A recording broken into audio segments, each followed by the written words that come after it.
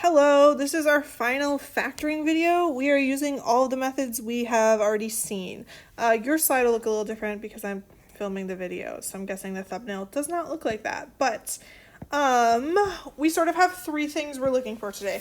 The first thing you're going to check for every problem, number one, is a GCF. Can you factor out a greatest common factor? Is there something you can divide each of your terms by? The second thing you're going to look for is, does A equal 1? Or is A greater than 1? If A equals 1, you're awesome. That's great. You can go ahead and do your X method. That's the one where you set up your little X. And then if A is greater than 1, if it's bigger than 1, then you're going to slide and divide. Again, that also uses your X method, but you have to slide and divide first. So without further ado, I have three problems for you. We are going to go ahead and get started. My first problem, we have 3x cubed plus 12x squared minus 135x. We are going to go ahead and see if we have a greatest common factor. Remember, to find your GCF, you want to look for the smallest number out front. I see a 3, and you want to see if you can divide each of those by 3. So can I do 3 divided by 3, 12 divided by 3, and 135 divided by 3? 3 divided by 3 works. That's 1. 12 divided by 3 is 4. That works. And 135, I don't know off the top of my head, but I'm really hoping it works. 135 divided by 3. That one works too. It's 45. So I know that my GCF is going to involve 3. And then remember, we want to look for the least number of x's, or the least number of your variable. Well, I noticed there's only one x here, so my GCF is going to be 3x. I can divide each of my terms by 3 and by x. So I'm going to go ahead and do that. We're going to divide by 3x, divide by 3x, and divide by 3x.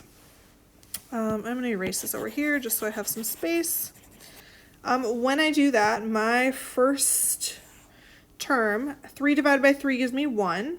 So you can put 1 out front if you want. And then we have x cubed divided by x. Remember, you subtract your exponents. So we're going to do 3 minus 1, and we get 2. So we have 1x squared. If I do 12 divided by 3, I get 4. And then when I subtract my exponents, I just have 1x.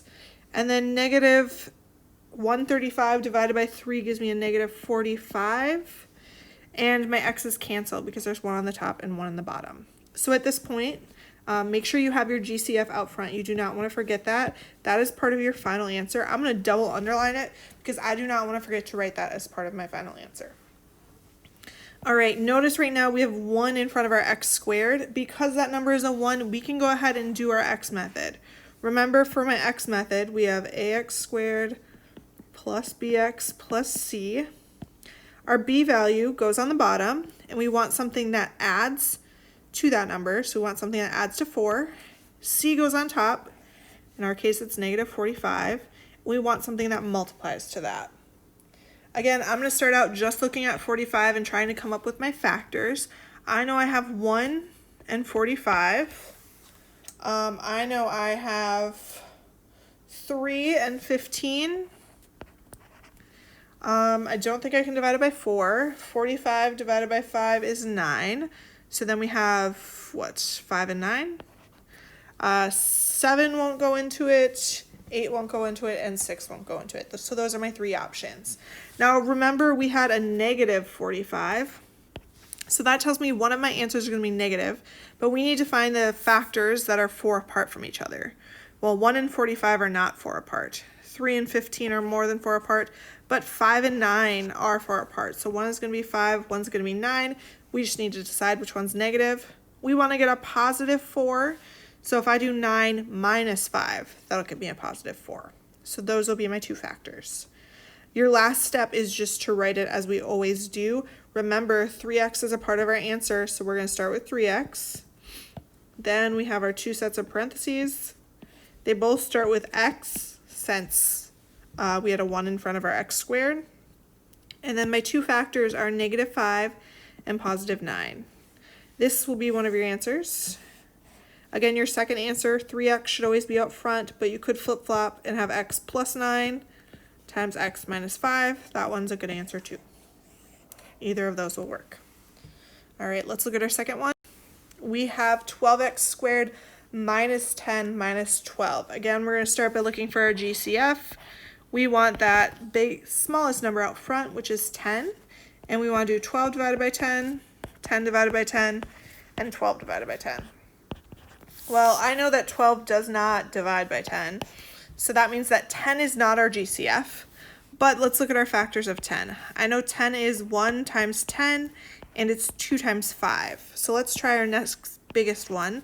Can I do 12 divided by 5, 10 divided by 5, and 12 divided by 5? I actually can't do that either. 12 still doesn't divide by 5, so 5 is out, 10 is out. My next biggest number is 2. So we're going to do 12 divided by 2, 10 divided by 2, and 12 divided by 2.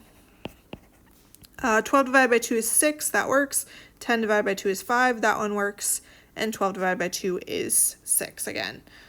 So my GCF for this one is going to be 2. Notice my last term doesn't have an x, so I can't divide it by any x's.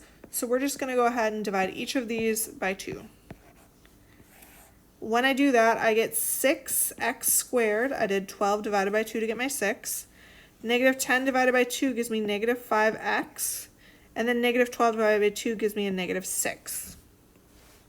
Don't forget we took out our GCF, which is 2, so it should be out front. Again, that is going to be a part of your final answer, so I'm going to underline it so we don't forget it. At this point, notice we have a number in front of x squared, so we have to slide and divide. So I'm going to go ahead and take 6 and slide it to my 6.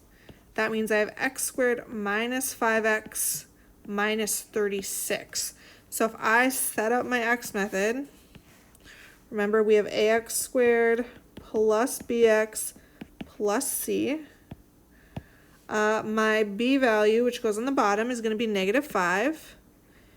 We're looking for something that adds to that. My c value, which goes on the top and we're multiplying to, is negative 36.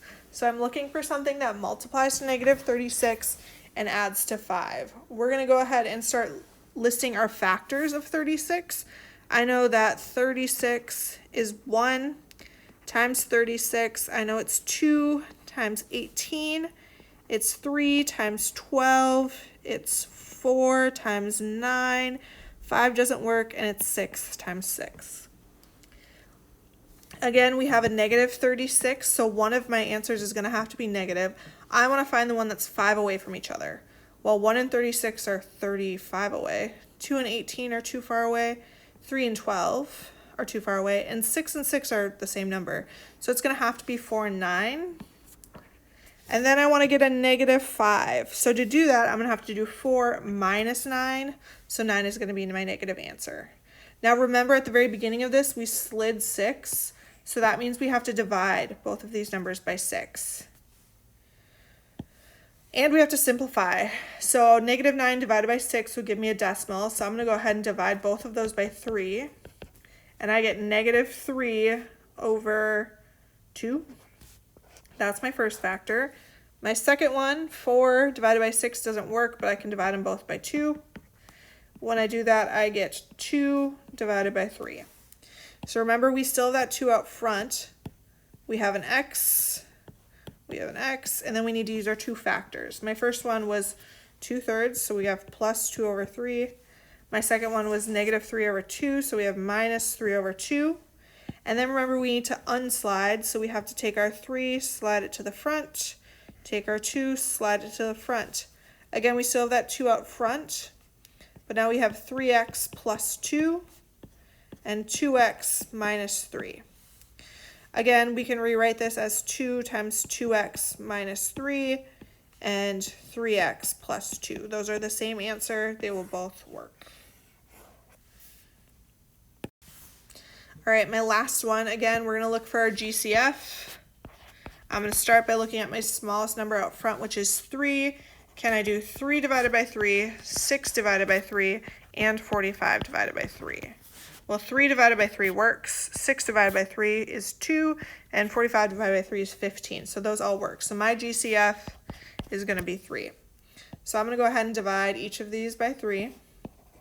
Notice my last term didn't have an x. There's no x here, so I can't use an x. It's just going to be 3. When I divide by 3, remember the 3 goes out front, and then whatever left over goes in parentheses. 3 divided by 3 gives me 1, so I have 1x squared. 6 divided by 3 gives me 2, so I have a 2x. And negative 45 divided by 3 gives me a negative 15. I'm going to underline 3 because it is part of my final answer. I notice we have a 1 in front of x squared, so that means we can do our x method right off the bat. Remember, this is ax squared plus bx plus c. So my b value is 2. That goes on the bottom. We're looking for something that adds to 2. My c value is negative 15, so we're looking for something that multiplies to negative 15. Again, at this point, I'm going to look at my factors for 15. We have 1 and 15. 2 doesn't work. We have 3 and 5, and those are my only factors. So I want to find which one of those has to be 2 away, because 15 is negative. 1 and 15 is too far away, so it's going to be 3 and 5. And now we have to figure out which one of those will be negative. Well, we want to have a positive 2. So if I know if I do 5 minus 3, I get a positive 2. So we're going to make 3 negative. I'm just going to move the 3 over so I have some space. So we're going to do minus 3. We didn't slide or divide, so we're done at this point. We're going to do 3. Again, that's my GCF. And then we have our 2 sets of parentheses. They both start with x. The first one we'll use minus 3. The second one we can use our plus 5. And again, if I wanted to write this as 3 times x plus 5, ooh, I didn't want to make a star. And then x minus 3, I could do that, and that would be a good answer as well.